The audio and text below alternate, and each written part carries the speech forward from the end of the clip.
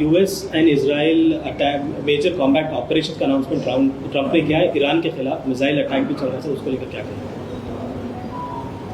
देखिए, सबसे बड़ी बात यह है कि देश के प्रधानमंत्री वज़ीर आज़म का जो इजराइल का दौरा था वो बड़ा अनटाइमली था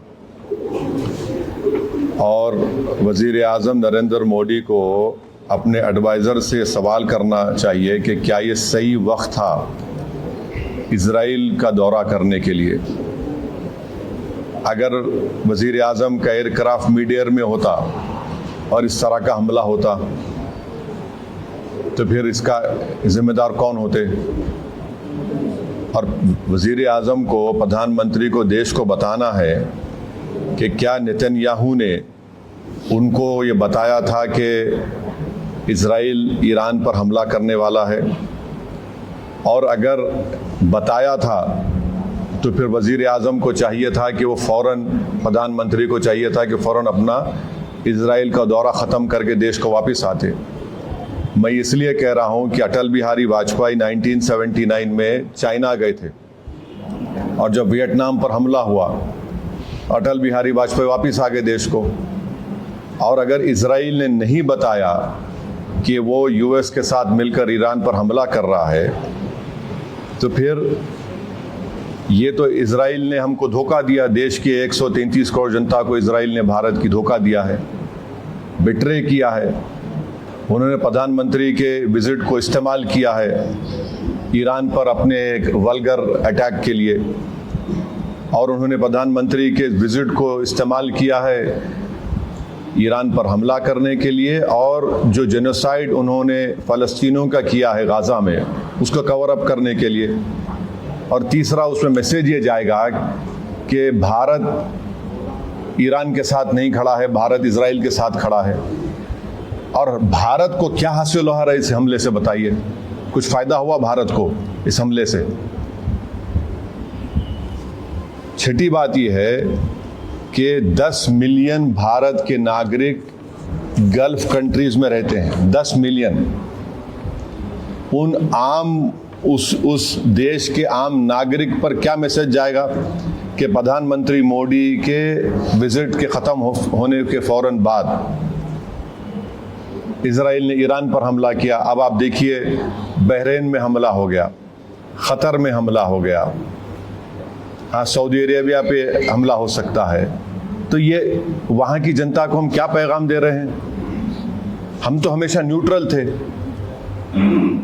देश के प्रधानमंत्री को और बीजेपी को समझना चाहिए कि हमारी 80 साल की जो लेगेसी थी कि हम न्यूट्रल थे इस मामले में, आज उसका क्या हो गया बताइए?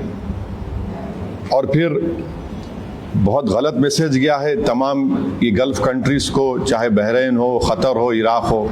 और हम जानते हैं कि क़तर होस्ट कर रहा था कि सीज़ फायर हो गाज़ा में, इजराइल ने वहाँ पर हमला कर दिया, बॉम्बिंग की। इसमें भारत का बेनिफिट क्या है बताइए?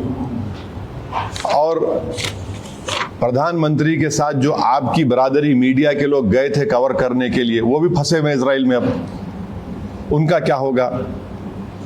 तो ये जो, और लार्जर पॉइंट ये है कि यूएस पे अब कौन भरोसा करेगा? आप बातचीत भी कर रहे और हमला भी कर दे रहे आप। तो ये सवालात हैं जिससे देश के प्रधानमंत्री को, बरसर इख्तियार जमात को, बीजेपी को इसका जवाब देना पड़ेगा। और बड़ी अफसोस की बात है कि प्रधानमंत्री इजराइल को चले गए, फिर उनको वहाँ पर एक उनकी नेसेट में, पार्लियामेंट में एक अवार्ड भी दे दिया गया, और प्रधानमंत्री के वज़ीर आज़म की मौजूदगी में वहाँ के अपोजिशन ने वॉकआउट भी कर दिया। इजराइल ने नरेंद्र मोदी के इस विजिट को इस्तेमाल किया हमला करने के लिए और दुनिया को बताने के लिए कि भारत उनके साथ खड़ा हुआ है, बल्कि ये बेट्रेयल है। हम पूछना चाह रहे हैं बीजेपी और देश के प्रधानमंत्री और उनके सरकार से कि क्या नेतन्याहू ने हमको बताया था प्रधानमंत्री को? अरे बताया तो प्रधानमंत्री को निकल क्या देना चाहिए, जिस तरह वाजपेयी ने किया था 79 में। और अगर नहीं बताया तो फिर इजराइल ने इस्तेमाल किया हम लोगों को। ये बड़ी तकलीफ दे बात है। तो ये मुझे अब तक इसी पर यही कहना है। हम उम्मीद करते हैं कि जो 50,000 अभी भी भारत के नागरिक ईरान में है और 10,000 इजराइल में है, उनको वापस लाया जाए। सिर्फ एडवाइजर इशू कर दिया आप बताइए, प्रधानमंत्री गए हैं वहाँ, 10,000 अभी भारत के नागरिक इजराइल में है, 50,000 अभी ईरान में है, 10 मिलियन पूरे जीसीसी कंट्रीज में है। किसको नुकसान होगा बताइए इससे? ये हमारे 10 मिलियन भारत के नागरिक अपने गाढ़े खून पसीने की कमाई भारत को भी जाते हैं फॉरेन एक्सचेंज के तौर पर। नेशनल इंटरेस्ट क्या सर्व हुआ हमारा बताइए प्रधानमंत्री के जाने के बाद? ये हमारे सवालात हैं। Thank you very much.